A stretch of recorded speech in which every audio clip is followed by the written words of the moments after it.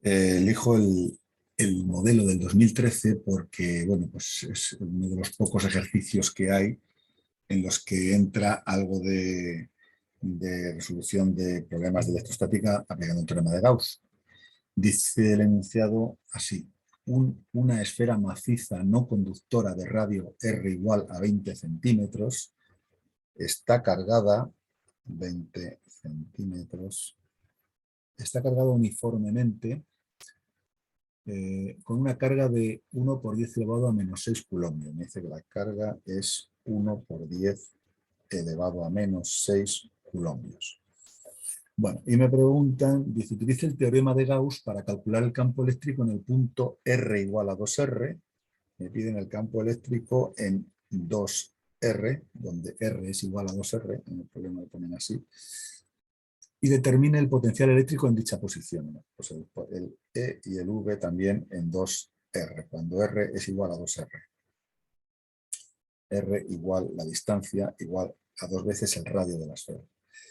Y luego me preguntan que si se envía una partícula de masa M3 por 10 elevado a menos 12 kilogramos con la misma carga que esta y velocidad inicial 1 por 10 elevado a 5 metros por segundo dirigida al centro de la esfera desde una posición muy lejana, determina la distancia del centro a la que se parará dicha partícula. Bueno, pues vamos a intentar, primero vamos a hacer el apartado A y luego vamos con el B. Vamos por partes, poquito a poco. Vamos a intentar dibujar el ejercicio. Básicamente nos dicen que es una esfera, dicen que es no conductora, pero en principio esto no nos va a preocupar porque estamos trabajando por fuera de la esfera y por fuera de la esfera, al aplicar el teorema de Gauss, vamos a encerrar siempre la misma cantidad de carga, con lo cual no nos vamos a preocupar de si la esfera es conductora o no conductora, no nos va a afectar. Esta es nuestra esfera, pongamos que es así para que veamos que es. Esta es una esfera de radio R, vamos a ponerla así, este es su radio R, y lo que vamos a hacer es rodear esta esfera pues, con una superficie gaussiana de radio 2R, ¿no? Que tendría que venir más o menos por aquí. Esta es la superficie gaussiana imaginaria, transparente, que rodea, vamos a ver si me sale bien, es difícil que me salga bien, pero bueno, por aquí delante vendría así y por detrás pues vendría más o menos así. De tal manera que lo que nosotros vemos es que de las cargas que hay, la esfera está cargada con una carga Q, las cargas que hay en la esfera pues lo que hacen es sacar líneas de campo en todas las direcciones,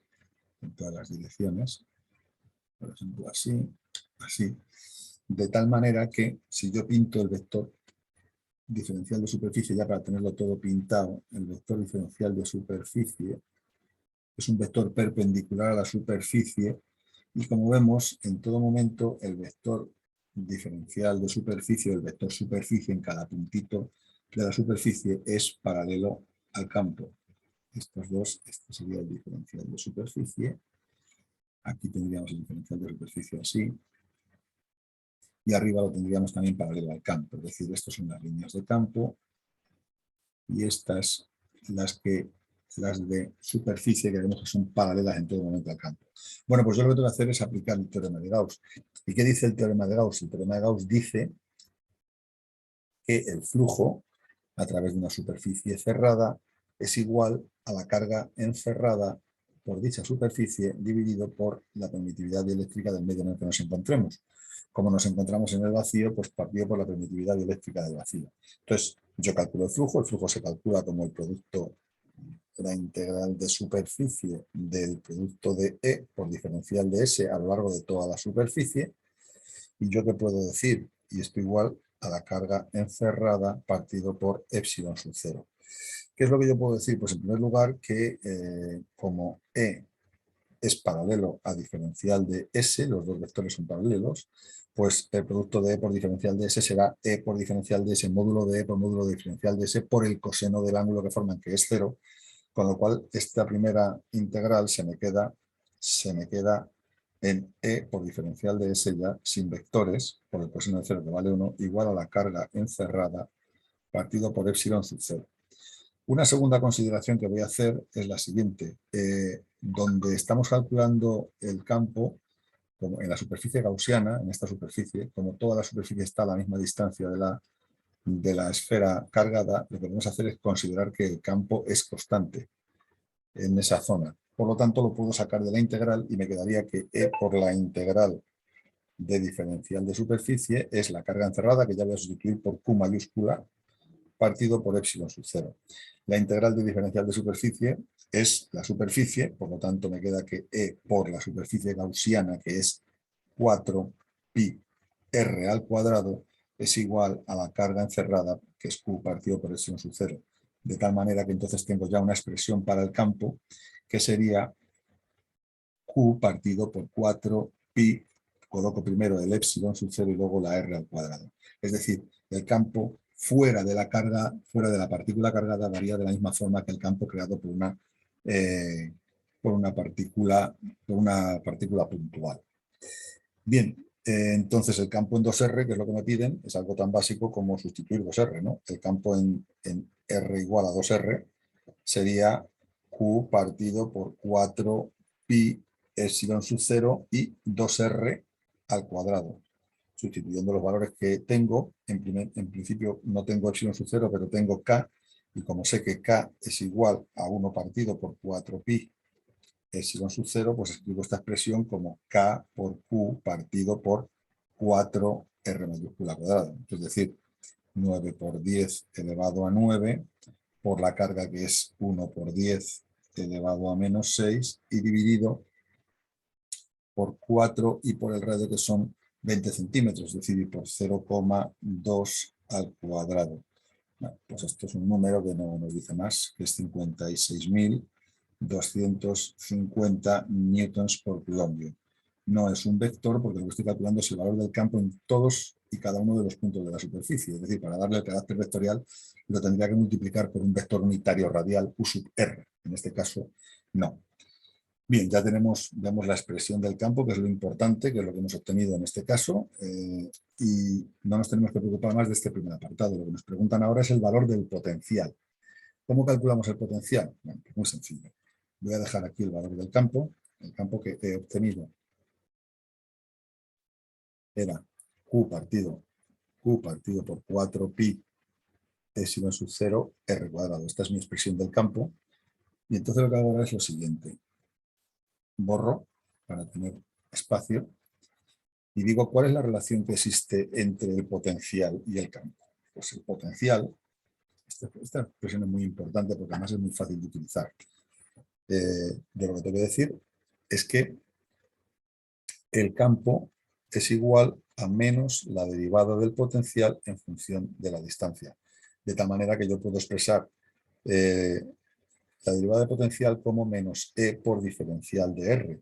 Y en este caso, si yo meto integrales en los dos lados de la igualdad, una integral en este lado de la igualdad y otra integral en este lado de la igualdad, entre un punto final y un punto inicial, entre un punto final F y un punto inicial, pues yo puedo calcular el valor del potencial conocido el valor del campo. Y en este caso conozco el valor del campo.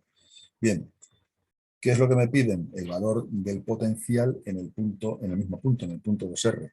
Pues lo que hago es coger y llevar el potencial desde un punto conocido, por ejemplo, el punto inicial, que sea además 0 para simplificar el problema.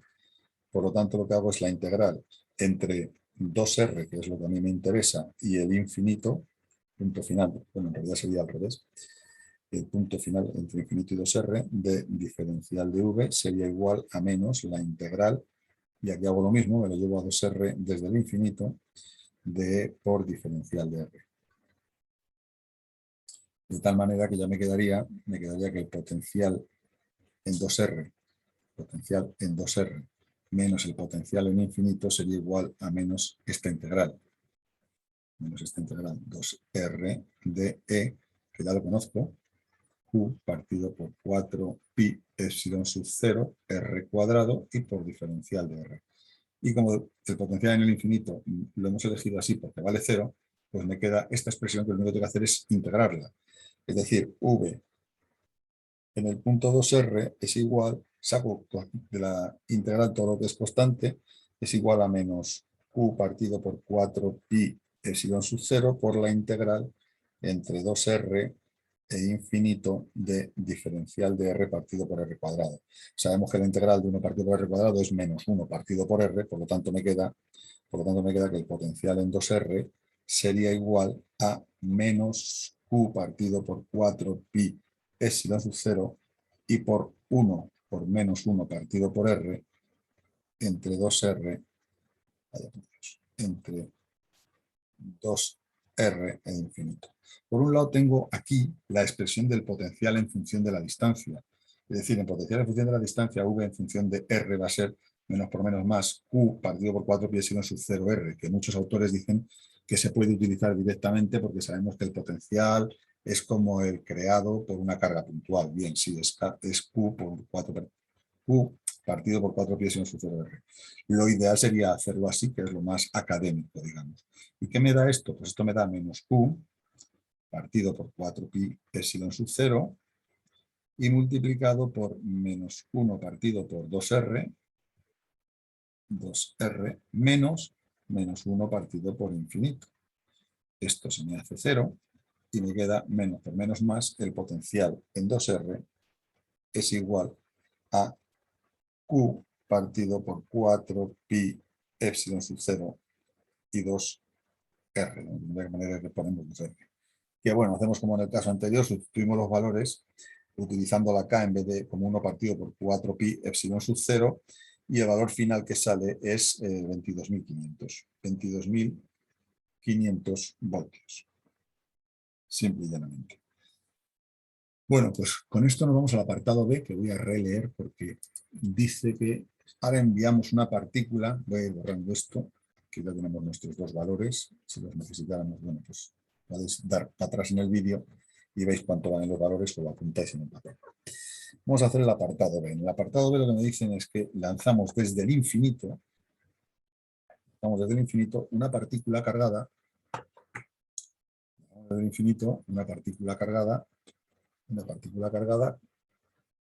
con la misma carga, la lanzamos hacia esta partícula que tenemos cargada y que es el objeto de nuestro problema. Se envía una partícula de masa 3 por 10 elevado a menos 12. Vamos a poner que la masa de esta partícula es 3 por 10 elevado a menos 12 kilogramos. Me la dan en unidades del sistema internacional ya. 10 elevado a menos 12 kilogramos. Y me dicen que la velocidad inicial es 1 por 10 elevado a 5. La velocidad es 1 por 10 elevado a 5 metros por segundo. La velocidad es 1 por 10 elevado a 5 metros por segundo. Y nos preguntan que a qué distancia esta partícula se va a ir acercando hasta que llegue un momento que la fuerza repulsiva de esta otra la detenga, ¿no? Sobre esta partícula va a haber en todo momento una fuerza repulsiva, una fuerza eléctrica repulsiva que va a provocar que haya una aceleración en contra de la velocidad. Llegará un momento en que la velocidad se anule. Y me piden saber cuánto vale esa distancia en el momento que la velocidad se anula. Bueno, pues lo que tengo que hacer es, en estos casos que los problemas son tan complejos de hacer de forma con ecuaciones del movimiento, se utiliza el teorema de conservación de la energía, porque lo podemos hacer así. Es decir, la energía que inicialmente tiene la partícula es igual a la energía que finalmente va a tener la partícula. Y lo que tengo que hacer es definir qué es cada una de las cosas. Inicialmente, ¿qué energía vamos a tener? Pues podemos decir que tenemos una energía cinética porque tiene una velocidad y una energía potencial. Pero como estamos en el infinito, la energía potencial es cero. Estamos a una distancia tan alejada que la energía potencial es cero. ¿Y cuál es nuestra energía final? Pues nuestra energía final tendríamos que, como la velocidad se ha detenido, ya no voy a tener energía cinética, la voy a escribir aquí tachada, energía cinética final cero, la voy a tener tachada, y lo que voy a tener al final es una energía potencial por estar a una distancia concreta, distancia que es precisamente la que me interesa conocer. Entonces lo único que tengo que hacer es decir, bueno, pues igualo una expresión a la otra. Igualar energía inicial a energía final es lo mismo que igualar energía cinética a la energía potencial. Bueno, pues ponemos las expresiones, un medio de la masa de la partícula por su velocidad inicial al cuadrado, y esto tiene que ser igual a, como conozco el potencial, la expresión del potencial, por lo que hago es poner, es igual al valor de la carga que estoy metiendo, Q, por el potencial que crea la otra en ese punto, a esa distancia R. ¿Y cuánto vale esto? Bueno, pues desarrollamos la segunda expresión, un medio de la masa por la velocidad inicial al cuadrado, es igual esta tendría por expresión 1 partido por 4 pi epsilon q partido por 4 pi epsilon sub 0 r. Como la multiplicamos por q, pues q por q partido por 4 pi epsilon sub 0 y r. Esta es la expresión que habíamos obtenido antes. Y ahora metemos la otra q en el potencial y ya tengo la expresión completa. Conozco todo menos esta r, que es mi incógnita, de tal manera que despejo la r. R es igual, esto ya vale k, la r sube arriba, y me queda que es k por q cuadrado, y abajo tengo 1/2 de la masa por la velocidad inicial al cuadrado. De tal manera que desarrollando yo tengo 2 por 9 por 10 elevado a 9, esto lo sube aquí arriba, por la carga que es 1 por 10 elevado a menos 6 al cuadrado, dividido por la masa, que me han dicho que es 3 por 10 elevado a menos 12, 3 por 10 elevado a menos 12, y multiplicado por la velocidad inicial al cuadrado, que es 1 por 10 elevado a 5, 1 por 10 elevado a 5 y al cuadrado. Y esto no hay nada más que sustituir en la calculadora y sale una distancia exactamente de 0,6 metros. A esa distancia se detiene la partícula. Así de sencillo es haciéndolo por energías.